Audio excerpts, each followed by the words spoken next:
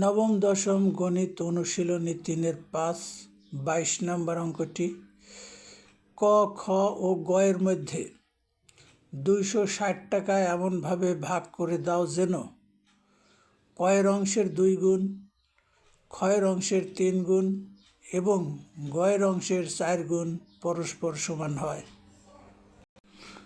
সমাধান: ধরি ক পায় x টাকা, খ পায় y টাকা এবং গ পায় z টাকা। যেহেতু প্রশ্নে বলা হয়েছে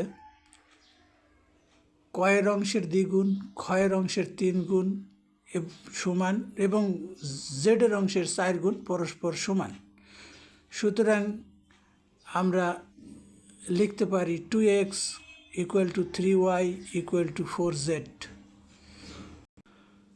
আমরা এখান থেকে y এবং z এর মান x এর মাধ্যমে প্রকাশ করে নেব, অর্থাৎ y = পেলাম 2x/3। অনুরূপভাবে 4z = twice x, সুতরাং z = twice x/4, সুতরাং z = x/2। এখন y এর মান যেটা x এর মাধ্যমে পেলাম এবং z এর মান যেটা x এর মাধ্যমে পেলাম, এই মান দুইটি আমরা মূল সমীকরণে বসিয়ে দেব। যেহেতু 260 টাকা 3 জনের মধ্যে ভাগ করে দিতে হবে, সুতরাং ক এর টাকা যোগ খ এর টাকা যোগ গ এর টাকা = 260। আমাদের ধরে নেওয়া অনুসারে ক এর টাকা x, খ এর টাকা y এবং গ এর টাকা z, তিনটের যোগফল 260। এবারে এক সমীকরণ থেকে y এর মানটা বসিয়ে দিলাম 2x/3 এবং z এর মান x/2। আমরা এটাকে লসাগু করব। এবার লসাগু হচ্ছে 6, তারপর যোগ করে আমরা পাচ্ছি 6x + 4x + 3x = 260।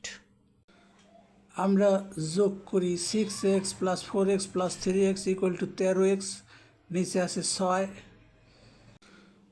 সুতরাং x = 260 × 6 ভাগ 13। এবার আমরা কাটাকাটি করব। আমরা x এর মান পেলাম, অর্থাৎ x পাবে 120 টাকা। x মানে ক পাবে 120 টাকা। এবার x এর মান 1 ও 2 নম্বর সমীকরণে বসায় খ এবং গ এর টাকা বের করব। 1 নম্বর সমীকরণে আমরা যেটা রেখেছিলাম y = 2x/3, x এর পরিবর্তে 120 বসিয়ে দিলাম। এবার কাটাকাটি করে পেলাম y = 80 টাকা, অর্থাৎ খ পাবে 80 টাকা। অনুরূপভাবে z = 60 টাকা, অর্থাৎ গ পাবে 60 টাকা। আমরা উত্তরটা পেয়ে গেছি। উত্তর হচ্ছে ক পাবে 120 টাকা, খ 80 টাকা এবং গ 60 টাকা।